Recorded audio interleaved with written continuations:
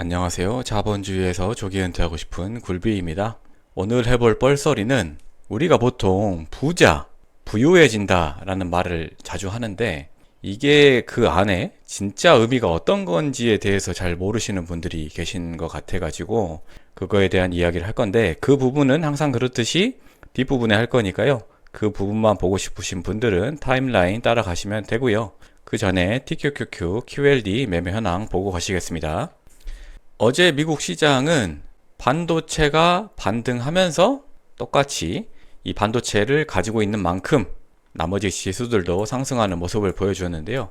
유일하게 다우존스만 오르지 못하는 모습을 보여줬죠. 그 이유는 어제 반도체가 오른 이유 자체가 이 IBM이라는 회사가 매출이 감소했는데 이게 엄청나게 크게 감소했단 말이에요. 근데 이렇게 감소된 이유가 이 원래 IBM의 서비스를 사용하던 회사들이 IBM한테 지불하던 돈들을 빼가지고 이 반도체를 사는데 사용했기 때문이라고 뉴스가 말을 해가지고 IBM이 떨어졌는데 어느 정도 떨어졌냐?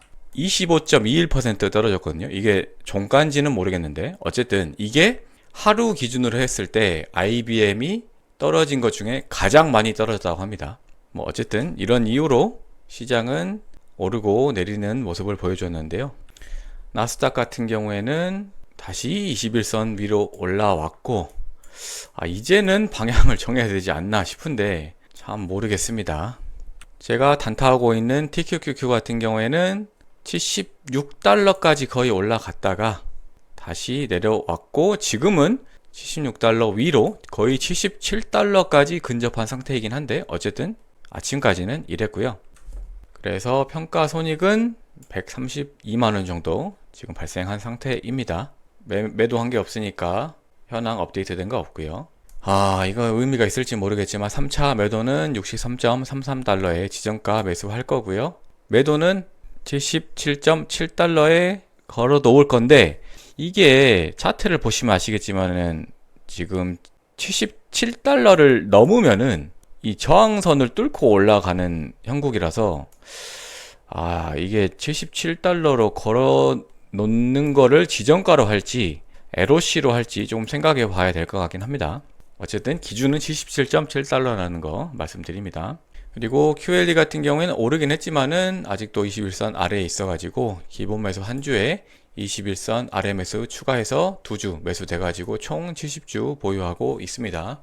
공포 탐욕 지수 같은 경우에는 44였던 게 43으로 1 하락했는데 S&P 500 같은 경우에는 올랐단 말이죠. 뭐 0.5% 미만이긴 하지만 올랐는데 떨어졌습니다. 그래서 시장도 지금 어디로 움직여야 될지 모르는 것 같습니다. 오늘의 주제죠. 우리가 부자, 부유하다라고 말을 많이 하는데 그것에 대한 사람들이 생각하는 정의랑 제가 생각하는 그 본질이랑 좀 차이가 있어가지고 그것에 대해서 이야기를 드리려고 합니다. 저도 읽은 책인데 돈의 방정식이라는 책이 있습니다. 모건 하우절이라는 사람이 쓴 책인데 저 같은 경우에는 주식 책을 추천한다고 하면은 뭐 워렌 버핏의 책이나 피터 린치의 책보다도 오히려 이 돈의 방정식을 추천하고 싶을 정도로 굉장히 실전 투자자 입장에서는 좋은 책이라고 생각합니다. 어쨌든 이 책에 여러 가지 좋은 말들이 나오는데 이분이 생각하는 부유함에 대한 정의는 이렇습니다. 내가 가장 존경하는 사람들은 돈이 가장 많거나 가장 성공한 인물이 아니다. 나는 가장 자유로운 사람들을 존경한다. 그들은 삶에 대한 통제력을 최고로 발휘하는 사람들이다. 예전에 내가 생각하는 부유함이란 멋진 물건을 사들이는 능력을 뜻했다. 지금의 부유함의 정의가 느긋한 삶을 살고 가족과 더 많은 시간을 보내고 일정을 스스로 통제하고 지적인 독립을 얻어내는 것으로 바뀌었다. 부유한 사람은 자기만의 방식대로 삶을 살아간다. 독립, 그것이 진정한 부유함이다. 그러니까 모건 하우절은 독립이 진정한 부유함이라고 말을 하고 있습니다. 그리고 다른 사람, 나심 탈레브죠. 나심 탈레브는 블랙스완이라든지 안티프레자일이라는 책으로 굉장히 유명한 사람이죠. 어쨌든 나심 탈레브도 이렇게 말을 했습니다. 어떤 사람이 무엇을 가졌고 갖지 못했느냐가 중요한 게 아니다. 그 사람이 무엇을 잃는 것을 두려워하느냐가 더 중요하다. 잃을 게 많아질수록 삶은 더 취약해진다. 소득 수준을 막론하고 수많은 사람이 잃을 게 너무 많은 삶을 살고 있다. 자신의 안정과 만족을 남들의 손에 의존하는 탓이다. 독립이 없는 부는 또 다른 형태의 빈곤일 뿐이다. 라고 말을 하고 있습니다. 그러니까 모건 하우절이나 나심 탈레브 둘 다 공통적으로 말하는 게 뭐죠?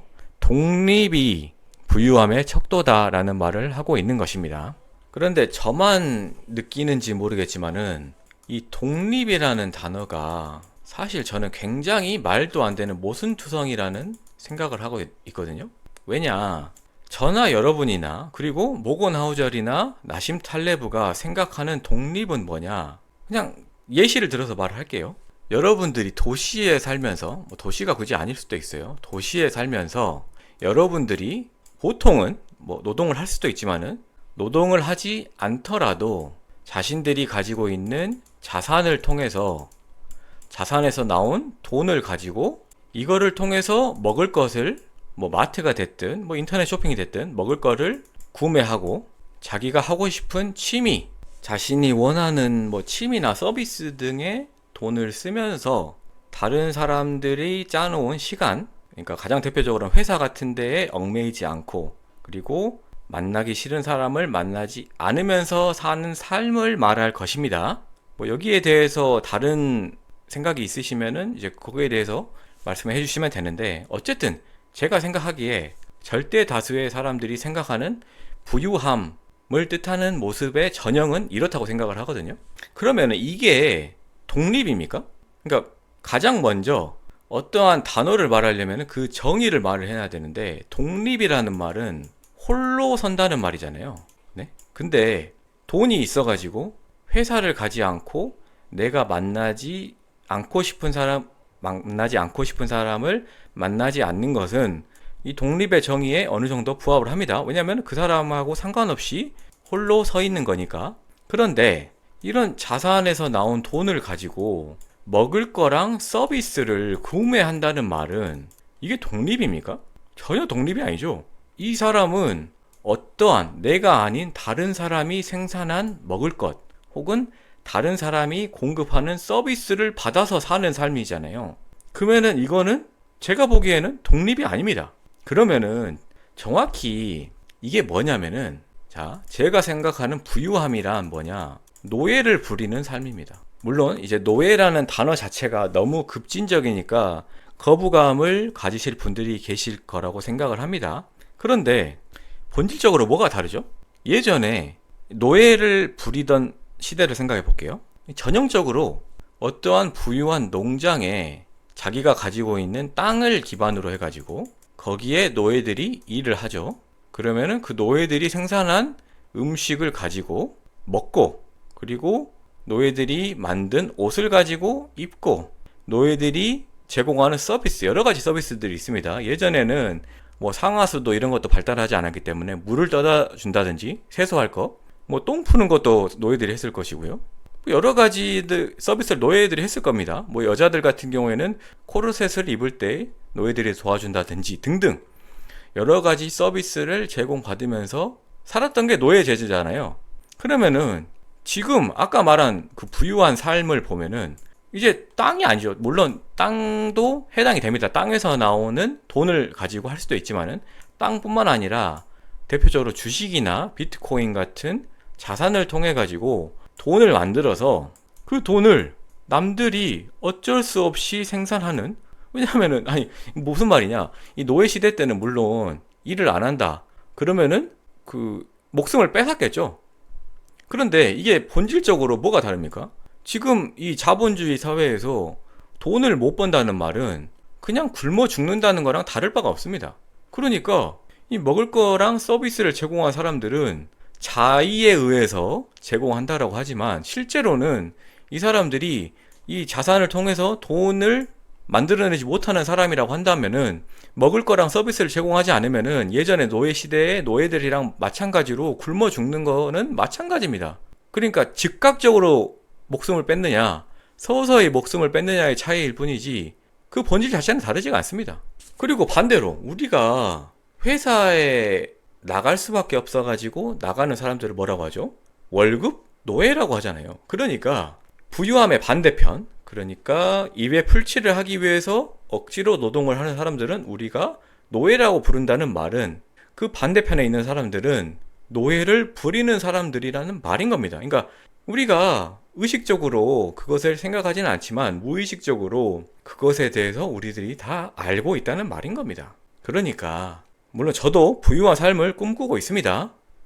그러니까 그 사람들을 비판하는 건 아니고 본질을 보자는 말이죠. 아까 모건 하우절이나 나심 탈레브처럼 뭐 부유한 게 독립이라느니 이런 말로 자기를 포장하지 말고 그냥 떳떳하게 진짜 본질을 알고 그것을 추구하자 그 말입니다. 저는 약간 그 사탕발림 이런 거를 좀 못 견뎌 하거든요. 그런 성격이라서 한번 오늘 부유함의 진짜 본질에 대해서 이야기를 해봤습니다. 오늘도 영상 시청해 주셔서 감사합니다.